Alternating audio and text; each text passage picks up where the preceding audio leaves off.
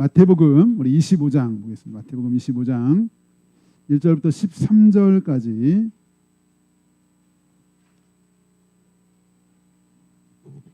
마태복음 25장 1절로 13절까지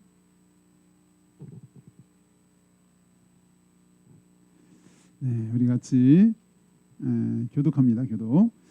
그때 천국은 마치 등을 들고 신랑을 맞으러 나간 10 처녀와 같다 하리니 미련한 자들은 등을 가지되 기름을 가지지 아니하고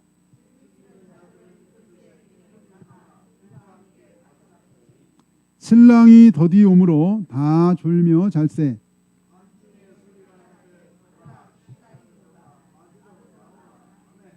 예, 그 처녀들이 다 일어나 등을 준비할세.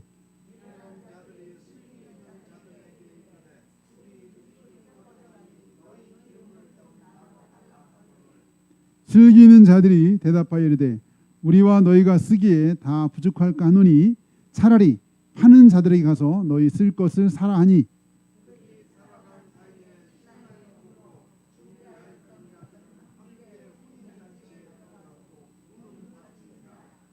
그 후에 남은 처녀들이 와서 이르되 주여 주여 우리에게 열어 주소서.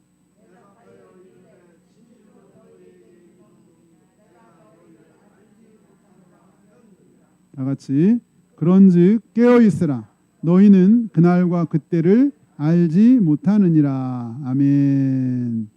10절에 보면 준비하였던 자들은 혼인잔치에 들어갔다라는 말이 있어요. 10절에 보면 준비하였던 자들은 혼인잔치에 들어갔다라고 했는데 오늘 제목이 그래서 준비됐나요? 준비됐나요? 이런 제목을 잡아봤습니다. 준비됐나요?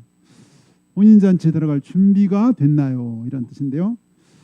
제가 오늘 제목을 생각하다 보니까 문득 요즘 지금 현재 상영 중에 있는 영화가 생각이 났습니다. 무슨 영화일까요? 뭐 비상모드 있다고 하던데 이병헌이 나온 비상 무슨 영화도 있다고 하는데 그거랑 좀 라이벌 구도를 좀 하고 있는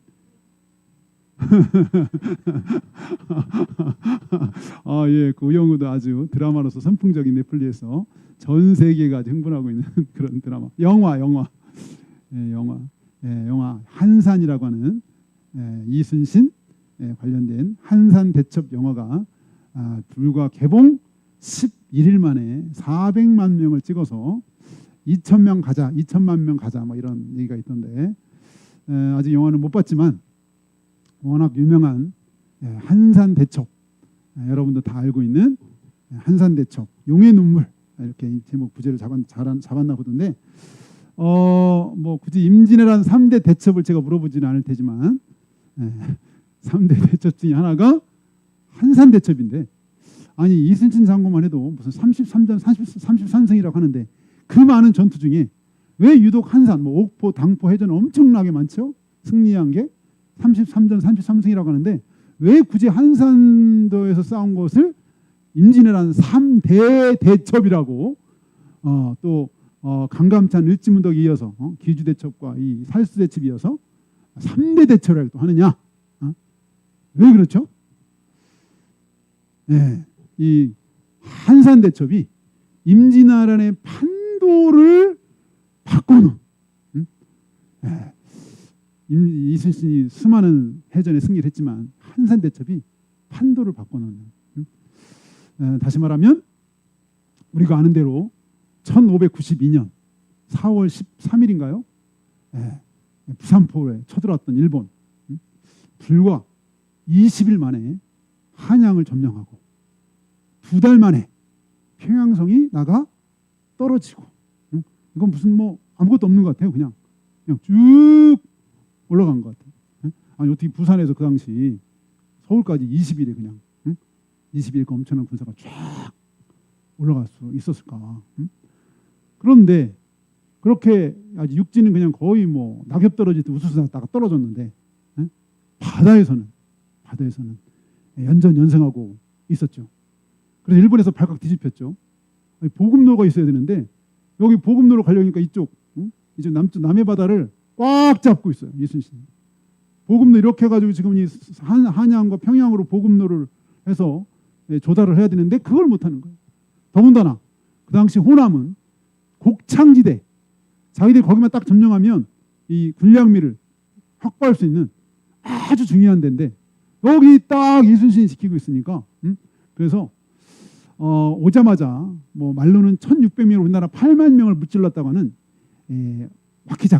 와키자키 야스하루라고 하는 이 사람 용인 전투에서 아주 일본에 엄청난 승리를 안겨준 우리나라 1600명으로 조선군 8만 명을 쳤다고 그 사람까지 끌어내렸어요.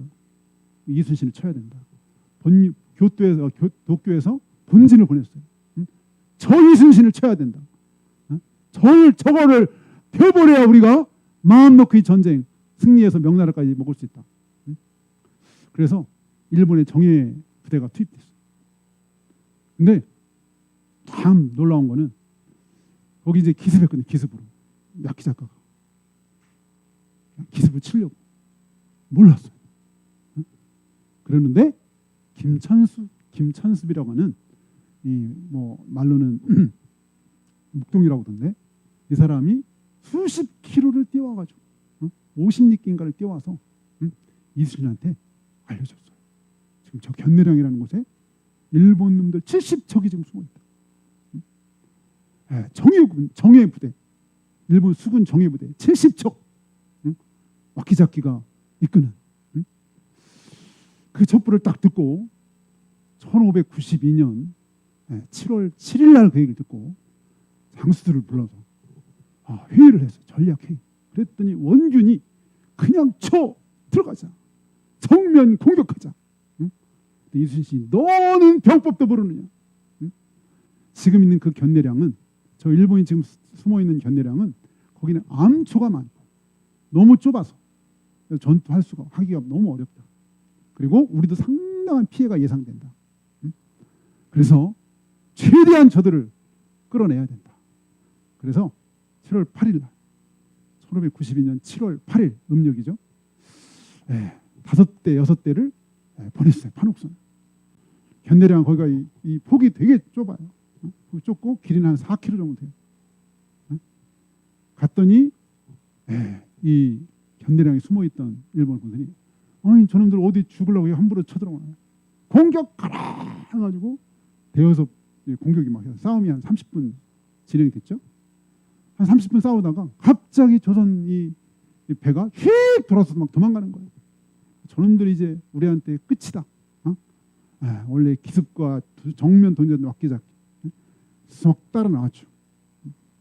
따라 나와가지고 막 쫓아오다 보니까 이제 갑자기 한산 앞바다가 쫙 펼쳐져요. 엄청 넓은. 근데 막 도망가던 조선 배들이 저쪽에 보니까 뭔가 보여요. 새까맣게 몰려온 조선 배들이 있는데 처음에 이렇게 쭉 오는 한 줄로 오는 것 같더니 갑자기 배들이 쫙 펼쳐지는 거예요. 학의 날개처럼. 그래서 학의 날개, 학익진으로 쫙 포위하는 거예요. 여기 좁은 여기 지금 견내량 여기 막 일본 배들이 막 계속 빠져나오고 있는데 여기서 쫙 둘러서는 거예요. 쫙 둘러서더니 양쪽에서 여기를 그대로 까버린 거예요. 일본은 그 당시 조총 사격거리 50m, 100m. 조선의 대포 사격거리 1km. 그냥 멀리서 쏴버렸어.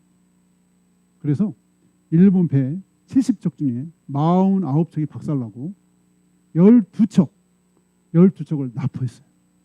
그럼 조선배는 어떻게 됐나? 조선배 어떻게 했을까요? 한 척도 상하지 않았어요. 일본 9,000명 수장됐어요. 만약에 견대량이 있으면요, 견대량은 그가 바다 좁아고 암초가 나서 도망갈 수 있어요. 육지로. 한산대 여기는 다 포위했기 때문에 도망갈 수가 없어요. 하객진을 쫙 불러가지고 그냥 때려버렸기 때문에 왁기작가 대장만 구사일생으로 살아서 산에 숨었다가 미역만 처먹다가 본국으로 가서 자기의 그 경험을 썼어요. 그 조상들은 지금도 7월 8일 날 미역을 안 먹는, 미역 먹는다든가 뭐 그런 얘기가 있어요. 야, 이런 해전에 살라미 전투 이후에 이렇게 완벽한 대승리. 조선군사 한 50명 정도, 저쪽 9,000명에 한 50명 정도와 이렇게 사상자가 있다는 얘기 본 것 같은데 이렇게 완전한 승리를 할 수가 없다는 거예요. 싸움에서. 아니, 싸우면 피차 우더 터져가면 상당한 피해도 상황이 있는데 배 한 척 안 부서져. 네? 그래서 완전 박살. 그것도 최정예 부대 그리고 최정예 장수가 투입됐어요. 네? 그래서 이 한산 대첩. 그래가지고 완전의 제권, 바다의 해상권을 완전 장악해버린 거예요. 이때. 네? 그 앞에 한 7번 정도 전투가 다 이겼긴 했지만 이 한산도 싸움에서 그래서 더 이상 얘들이 이쪽으로 해가지고 보급로를 더 이상 꿈을 꿀 수가 없었어요. 일본이. 네? 그래서 대첩, 임진왜란 3대 대첩, 우리나라 전사의 3대 대첩 중에 하나가 된 한산 대첩이 있었는데 제가 뭐 역사도 잘 모르지만 장하게 얘기한 이유는 이렇게 할 수 있었던 이유가 뭐냐. 육지는 우리 막 그냥 물론 이제 나중에 의병들이 일어나긴 했죠. 다 나중에. 우리가 아는 것처럼 일본이 쳐들어온다는 얘기를 이미 알고 있었어. 조선군들. 근데 당파 싸움하느라고 관심을 안 가졌어요. 전쟁 준비하는 사람이 없었어요. 네? 당파 싸움하느라고. 일본이 쳐들어온다고 김성일이랑 갔었잖아요. 사진으로 다 보고 와서 보고를 했잖아요. 두 개의 상반님 보고를 했지만 한 사람은 쳐들어올 거다. 한 사람은 못 올 거다. 막 이렇게 했지만 어쨌든 이미 이 쳐들어온다는 징조도 너무 많이 있었는데 네? 다들 손 놓고 있었죠. 그럼에도 불구하고 뭐 당파가 싸우든 그래서 나라는 관심도 갖든 안 갖든 그럼에도 불구하고 철저히 준비한 사람 이 이순신이 있었기 때문에 그때 이순신마저 무너졌으면 없었으면 조선은 아마 그냥 순식간에 일본에 삼켜졌을 것 같아요. 나라의 운명이 없어질 수 있어요. 근데 준비된 사람, 준비한 한 사람의 준비를 통해서 나라가 유지될 수 있었고 살아날 수 있었죠. 이 준비하는 삶. 정말 다른 사람 다 듣고 있다. 뭐 대충은 쳐다올 거라고 하는 얘기는 알고 있었는데 방비를 안 했어요. 언제 올지 모르지만 언제 오더라도 하시 오더라도 저들이 일망타진할 수 있도록 최첨단 무기 거북선도 만들고 포 사실은 배에서 포를 때리는 게 쉽지 않은 게 이 배가 고정된 게 아니야. 육지에서 포 때려도요 이게 쉽지 않거든. 고정해서 정면 맞추기가 진짜 어려운 거예요. 그리고 움직이는 이 판옥선에서 움직이는 데서 배 한 번 포 쏘면 배가 움직이 요등쳐요. 그리고 이 당시 포는 한 번 쏘면 열받아가지고 금방 또 못 해요. 연발이 안 돼. 한참 시켜야 돼. 그래서 그걸 대비해가지고 이 판옥선에다가 사방에다 포를 배치해가지고 돌렸어요. 하객진이 가능한 거는 쫙 둘러서가지고 이쪽 한 방 때렸다 배를 돌려 앞에 때리고 또 돌려 이쪽에 때리고 그 사이에 이게 식어요 포가. 그래서 그냥 계속 쏜 거야. 그래서 순식간에 그냥 때려 본 거예요. 그러니까 일본에 손도 못 쓴 거예요. 거기다 막 거북선이 가가지고 근접전 해가지고 가서 또 막 쏴대고 가까이 가서 혼비백산 이렇게 됐는데 그만큼 뭐냐 준비를 했기 때문에 가능했다. 준비를. 평소에 얼마나 그 훈련을 했으면 그 딱 다 맞춰가지고 대열에 맞춰서 일사불란하게 그 당시 무슨 뭐가 제대로 뭐가 있어요? 이 통신 장비가 북이나 이런 거 가지고 일사불란하게 그렇게 동시에 할 수 있도록 또 바다에서 그렇게 할 수 있도록 얼마나 준비를 철저히 했겠냐. 뿐만 아니라 무기도 중요하지만 더 중요한 거는 전략. 아까 말한 것처럼 이 하객진은 이순신이 개발한 전법은 아닌데 이미 있던 거지만 그때 정말 가장 적합한 전술 여러 가지 전법이 있는데 그중에 이 지금 상황에 가장 정확한 전법 그거를 구사할 수 있다는 것은 그만큼 준비가 됐기 때문이에요. 준비가 안 됐으면 그걸 쓸 수가 없죠. 그러니까 알파부터 오메가 뭐야? 준비였어. 준비. 그렇게 준비하니까 때가 되면 빛을 발하고 상상을 초월하는 세계 전사의 전무후무할 정도의 그런 엄청난 일이 있을 수 있었다. 준비의 중요성, 깨어있음의 중요성, 바로 그것이 오늘 성경 오늘 본문에서 말씀하고 있는 바람. 그래서 이렇게 장황하게 얘기를 했는데 이 오늘 열천의 비유의 결론이 뭐냐? 바로 이 이순신 정신, 깨어있는 거. 13절 보겠습니다. 13절. 우리 25장 13절. 25편 13절 다 같이 시작. 그런즉 깨어 있으라. 너희는 그날과 그때를 알지 못하느니라. 네. 뭐 임진왜란도 언제 쳐들어올지 정확히 몰랐어요. 올지 안 올지도 몰라요. 그렇지만 언제 온다 할지라도 일망타진할 수 있도록 깨어서 준비했다는 게 중요한 거죠. 여기 오늘 본문. 근데 이 일본이 언제 쳐들어올지 안 올지는 확실하지 않았어요. 올 거라는 것만 추측했지. 근데 예수님이 다시 이 땅에 오는 거는 확실해요, 아니에요? 확실한 거예요. 예수님이 다시 이 땅에 오신다는 것은 확실한 사실이에요. 확실한 사실. 확실한 사실. 이게 이제 중요한 거죠. 확실한 사실. 제가 오늘 사실 이 본문을 생각한 것 중에 하나는 우리 이제 이사야서를 봤잖아요. 근데 이사야서에도 예수님의 재림과 관련된 말씀이 있다는 거예요. 이사야서에. 이사야서는 예수님 태어나기 몇 년 전? 대략 몇 년 전 사람이죠? 700년 전에. 700년 전. 예수님 태어나기 700년 전에 하나님이 이사야라는 선지자를 통해서 오실 메시아인 예수님에 대해서 예언을 했는데 예수님의 출세, 처녀로 태어날 것부터 해서 그분이 생애, 그리고 고난과 죽음, 부활까지 다 예언했어요. 특히 이사야 53장은 그냥 십자가 밑에서의 그림이라는 별명이 붙어있어요. 십자가 밑에서의 그림. 왜냐하면 이사야 53장은 예수님 십자가에 나중에 달려있어서 그 밑에서 달릴 때 보고 적은 것 같다는 거예요. 예수님이 십자가의 현장에서 그 밑에서 보고 쓴 것 같을 정도로 예언했어요. 예언. 예수님 십자가 달리기 700년 전에 예언을 했는데 소름 끼칠 정도로 너무나 정확하게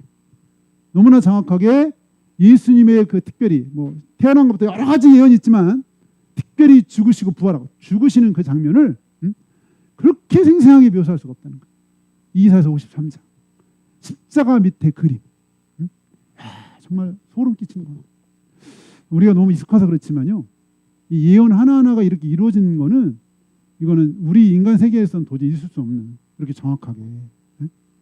그 예수님의 예언이 한두 개가 아닌데 그 예수님의 그 이사야서의 마지막 예언이 뭐가 있냐면 이사야 65장과 66장에 가면 두 번에 걸쳐서 한 예언이 있어요. 예수님이 이제 태어나서 살아가시고 죽으시고 부활한 거는 다 이루어졌어. 이사야서에 말한 대로 완벽하게 다 이루어졌어. 근데 이사야서에 아직 이루어지지 않은 예언이 있어요. 그게 65장과 66장인데 이게 뭐냐? 새하늘과 새 땅에 대한 말씀. 새하늘과 새 땅이 있을 거라는 거예요. 야, 하나님이 이사야, 예수님 태어나기 700년 전에 700년 뒤에 있을 예수님의 삶뿐만 아니라 나중에 언제인지 모르지만 다시 예수님이 재림할 때 것까지 예언한 거예요. 재림할 때까지.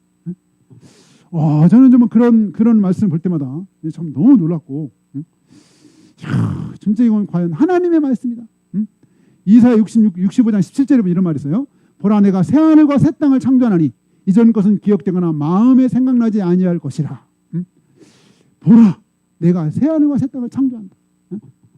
66장 22절, 내가 지을 새 하늘과 새 땅이 내 앞에 항상 있는 것 같이. 이사야서에서 새 하늘과 새 땅에 대한 얘기를 하고 있어요. 이 새 하늘과 새 땅은 신약에서 어디에서 얘기하고 있죠? 계시록, 요한계시록 21장. 우리 거기 한번 찾아봤으면 좋겠어요. 우리 요한계시록, 성경 맨 끝에 요한계시록 21장. 요한계시록 21장 우리 1절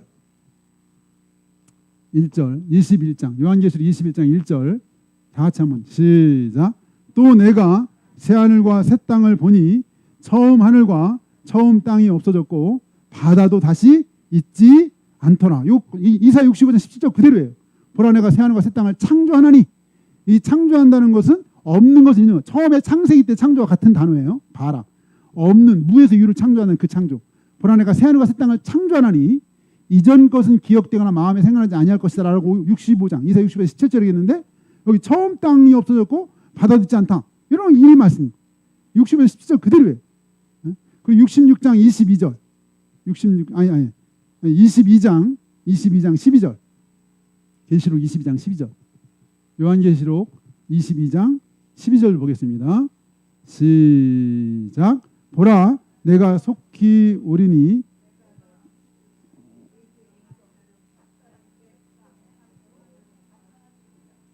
네네네, 그렇죠. 네, 그렇죠. 각 사람에게 있으리라. 새 하늘과 새 땅 대한 얘기가 있는데, 새 하늘과 새 땅. 네, 어쨌든 여기 지금 12절. 보라, 내가 속히 오리니 내가 줄 상이 그에게서 예수님이 오셔서 우리를 새 하늘과 새 땅으로 우리를 초대하는 거죠. 새 하늘과 새 땅으로. 그러니까 이사야서의 두 번이나 새 하늘과 새 땅에 대한 얘기인데, 그거는 예수님의 재림과 관계 있는 거예요. 예수님이 여기 지금 12절에 말한 것처럼 22장 12절. 내가 속히 오리니 내가 줄 상이 있어 각 사람이 그가 행한 대로 갚아줄 것이다.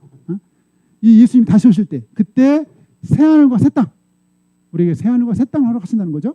그러니까 새 하늘과 새 땅에 대한 거는 예수님의 재림과 관련된 예언이에요. 예수님의 재림. 그래서 여기 지금 여기 21장 4절에 보면 21장 4절 계시록을 폈으니까 21장 4절 우리 한번 읽어봐요.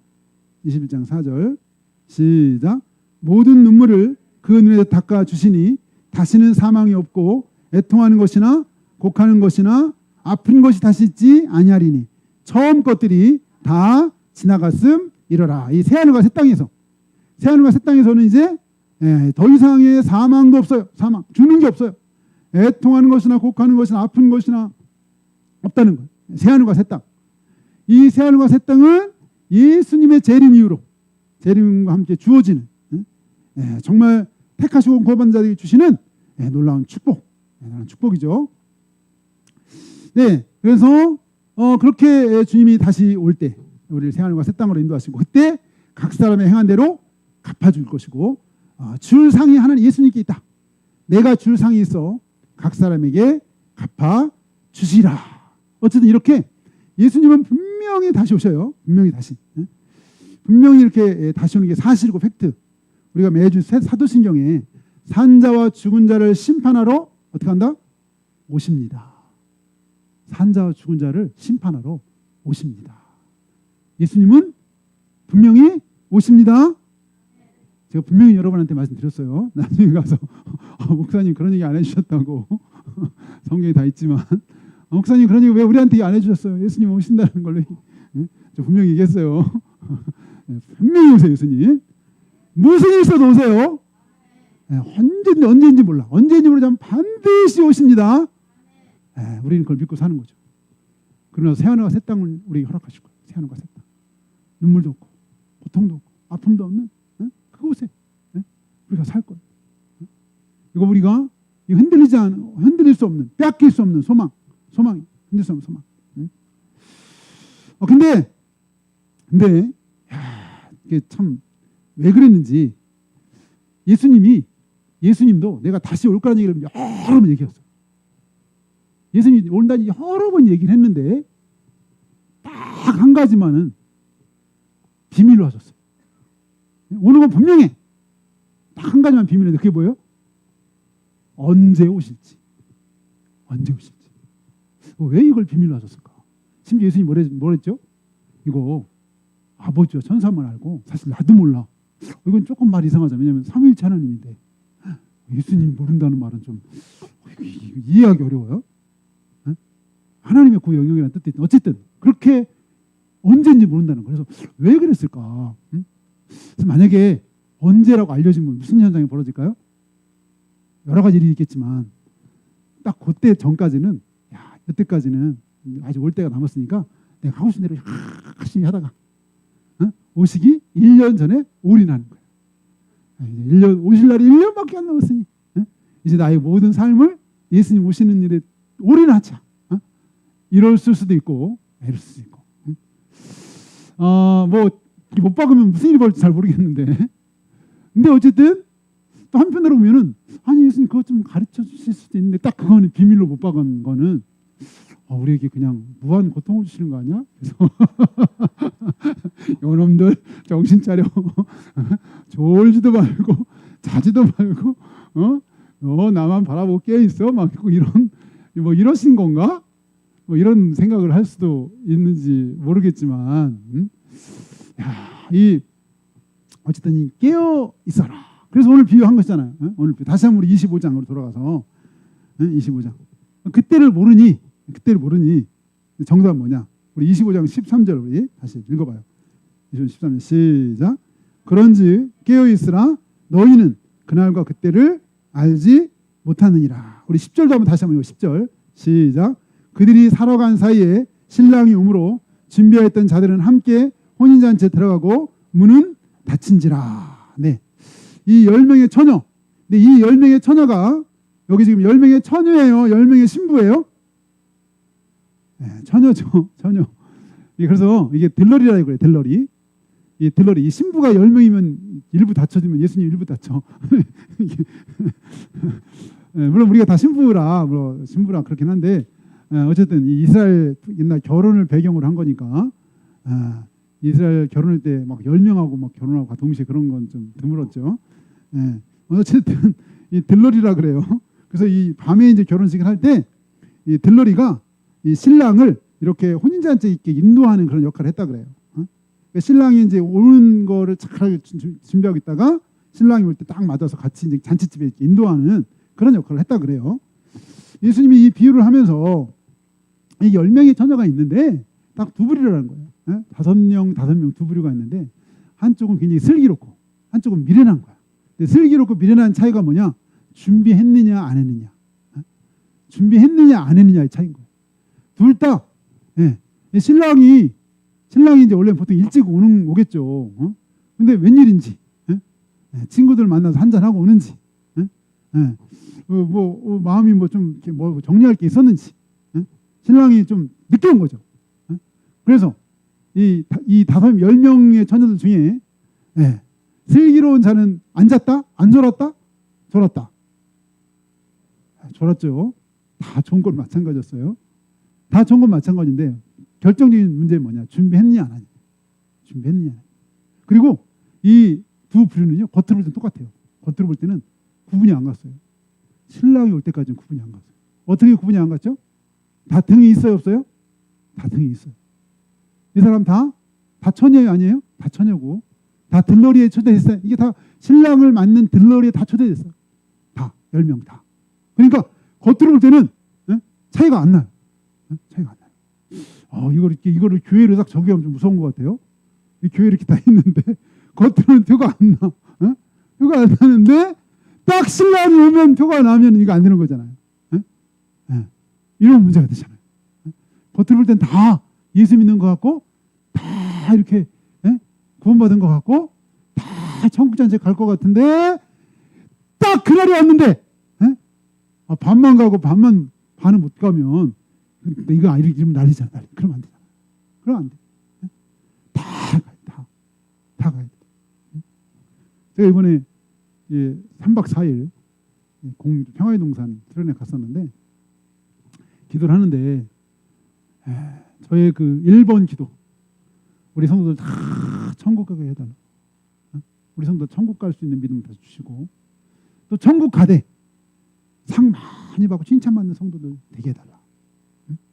우리 성도들 하나님이 이렇게 불러주셨는데 한 사람도 빠짐없이 지옥 가는 사람 없이 다 천국 가고 천국.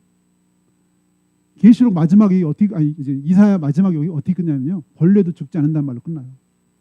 새하늘과 새 땅, 이사야 65장 66장에 새하늘과 새 땅 얘기하다가 마지막 이사야 딱 마칠 때는 벌레가 죽지 않는다. 지옥 얘기라고 끝나요.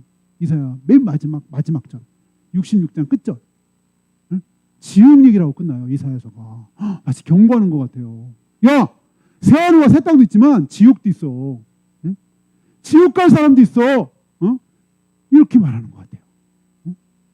이사야서는 구약의 복음서라고 하는데 복된 소식만 있는 게 아니라 지옥, 마지막에 끝자락이 지옥이에요. 지옥. 이사야서 마지막에 지옥 얘기예요. 지옥. 여러분, 지옥이 있어요. 지옥. 천국도 있어요. 이거 팩트가 사실이죠. 그리고 주님이 다시 오시고, 주님이 다시 오세요. 주님이 다시 오세요. 분명히 다시 오실 텐데 여기 문제는 주님이 더디 오시는 거예요. 사실은 우리가 성경을 보면 예수님 당시 초대교회 그러니까 주후 50년 60년대 1900이 아니라 그냥 50년 AD 50년 60년대 성경시대 예수님 시대 그때 제자들이 어떻게 생각했죠? 예수님은 자기 세대에 오실 줄 알았어. 자기 세대에 다시 오실 줄 알았어. 그래서 사도 바울도 고린도전서 결혼장에 보면 때가 단축하여졌기 때문에 때가 단축했다. 얼마 안 남았다는 거예요. 주님이 곧 온다는 거예요. 사도 바울도 그렇게 생각했어요. 곧 오실 거라고. 곧 오신다. 근데 그때가 주 50년 60년이에요. 근데 지금 벌써 2000년이 흘렀어.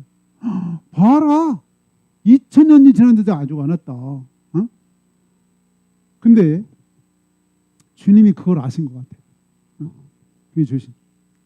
그래서 여기 오늘 이 본문에 5절 25장 5절이죠.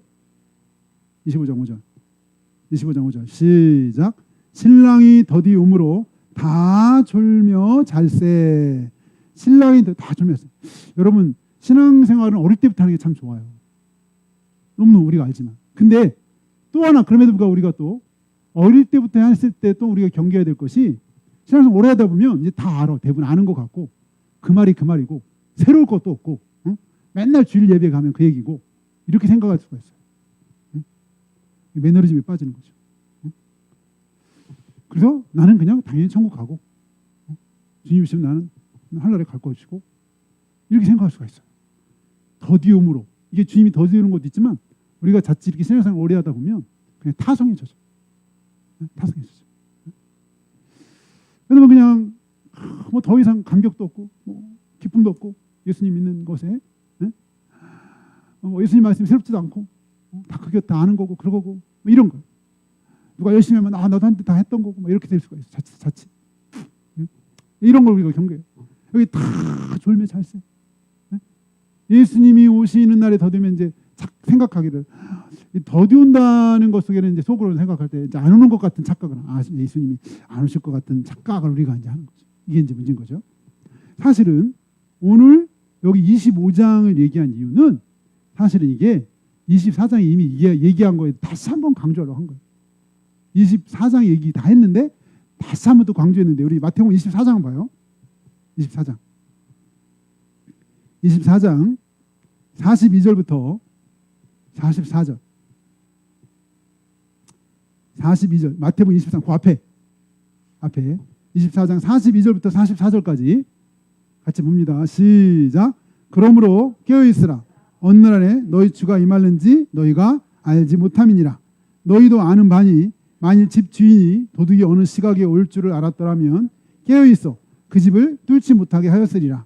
이러므로 너희도 준비하고 있으라. 생각지 않은 때에 인자가 오리라. 네, 바로 요 얘기를 예수님이 다시 반복해서 얘기한 게 열처녀 비유인 거예요. 열처녀 비유. 아까 열처녀 비유 요 결론이라 했잖아요. 깨어있으라. 준비해라. 42절에 깨어있어라. 언제인지 모른다. 44절에 준비하고 있어라. 생각지 않은 때 인자 오리라. 인자 오리라. 예수님 분명히 다시 오시는데 깨어있어라. 준비하고 있어라. 이렇게 말씀하신 거예요. 그거를 한번 반복하려고 강조하려고 열처녀 비유를 하신 거예요. 열처녀 비유. 이럴 수도 있다. 이럴 수도. 이럴 수도. 분명히 그 미련한 다섯 처녀도 맞을 처음에 준비를 하고 등까지 갖고 있었다. 근데 결론은 뭐냐? 못 들어가서 슬피 울며 이를 갈았다. 슬피 울며 이를 간다는 것은 굉장히 고통스러운 표현이죠. 고통스러운 표현. 네, 고통스러운 표현에 얘기를 한 건데. 그래서 예수님이 이렇게 다시 분명히 올 거라고 하면서 한 얘기 중에 하나가 우리 32화 폈으니까 37절 봐요. 37절. 그 앞에 24장 37절. 시작. 노아의 때와 같이 인자 임함도 그러하리라. 38절 39절까지 시작. 홍수전에 노아가 방주에 들어가던 날까지 사람들이 먹고 마시고 장가 들고 씻가고 있으면서 홍수가 나서 그들을 다 멸하기까지 깨닫지 못하였으니 인자의 임함도 이와 같으리라. 인자의 임함도 이와 같으리라. 노아의 때와 같을 것이다. 노아의 때와 같이 인자의 임함도 그러하리라. 예수님이 다시 오시는데 노아의 때와 같다. 그때 사람들 경고를 받았는데 다 무시하고, 아니 비로 심판한다고, 이 세상 심판한다는데, 야 웃기는 소리 하지 말라고. 노아의 가족 보고 아마 저 또라이 가족이라고 했을 것 같아. 별명이 또라이 가족. 쟤네들 맨날 허구한 날 저기 가가지고 맨날 배를 지는다고 저러고 있는데, 무슨 저 이렇게 미쳐가지고 저러는지 모르겠다고. 아마 그랬을 것 같아요. 근데 때가 되니까 미친 사람은 살았고 산 사람은 멀쩡하다고 했던 다 죽었죠. 노아의 때 겨우 8사람만 구원받았어요. 8사람만 구원받은 사람이 딱 8사람이. 경고도 받았어요. 하나님 심판할 거라는 얘기를 들었어요. 분명히 비가 올 거다. 이 세상 심판할 거다. 근데 그 말을 우습게 여겼죠. 믿지 않았죠. 근데 예수님 재림도 마찬가지라는 거야. 분명히 온다라고 말을 했는데, 온다라고 말했는데 오나 보다. 오면 오는 거지. 오면 오는 거지. 오나 보다. 전혀 그거 상관없이 사는 거야. 예수님 오는 거하고 상관없이 사는 거야. 이게 미련한 다섯처녀. 예수님 다시 오시는 거하고 상관없이 사는 게 미련한 다섯처녀. 전혀 준비도 안 하고, 예수님 오실 거에 준비도 안 하고 깨어있지도 않고. 그래서 여기 오늘 얘기했죠. 미련한 다섯처녀 얘기가 바로 48절부터 나와요. 48절. 우리 47절부터 48절부터 51절까지 보겠습니다. 미련한 다섯처녀와 같은 사람들입니다. 시작. 만일 그 악한 종이 마음에 생각하기를 주니 더디오리라 하여 동료들을 때리며 술 친구들과 더불어 먹고 마시게 되면 생각지 않은 날 알지 못하는 시각에 그 종의 주인이 이르러 엄히 때리고 외식하는 자가 받는 벌에 처하리니 거기서 슬피 울며 이를 갈리라. 네. 알긴 알았죠. 여기 악한 종도. 근데 마음에 생각하기 주인이 더디오를 한 20년 30년 뒤에 올 거야. 에이, 내 맘대로 살다가 이렇게 더디오리라 생각해요. 알았어요. 울기는 주인이 올 걸 알았어. 근데 그 주인이 올 걸 알았는데 준비를 않고 살았어요. 준비 않고 살았어요. 주인이 오는데. 그에 비해서 슬기로운 다섯처녀 같은 사람이 또 있죠. 44절부터 우리 한번 44절 47절까지 44절부터 시작. 이러므로 너희도 준비하고 있으라. 생각지 않은 때에 인자가 오리라. 충성되고 지혜 있는 종이 되어 주인에게 그 집 사람들을 맡아 때를 따라 양식을 나눠줄 자가 누구냐. 주인이 올 때에 그 종이 이렇게 하는 것을 보면 그 종이 복이 있으리로다. 내가 진실로 너에게 이르노니 주인이 그의 모든 소유를 그에게 맡기리라. 그렇죠. 이 준비하고 있으라고 하면서 충성되고 지혜 있는 종이 돼서 주의 뜻대로 살아라. 주님의 기뻐하신 뜻대로 살아라. 특히 맡겨준 종들을 잘 섬겨라. 이런 그 말씀을 여기서 하셨죠. 여기 분명히 주님 하셨어요. 분명히 오신다는 거예요. 인자는 오신다. 다시 온다. 분명히 다시 온다. 다시 오는데 그때 그 오신다고 그때 오실 준비를 하고 살아라. 오실 준비를 하고 살아라. 일본이 언제 쳐들어올지 안 들어올지는 몰라. 그런데 준비를 아주 철저히 했더니 놀라운 결과가 있었다. 근데 주님은 반드시 온다.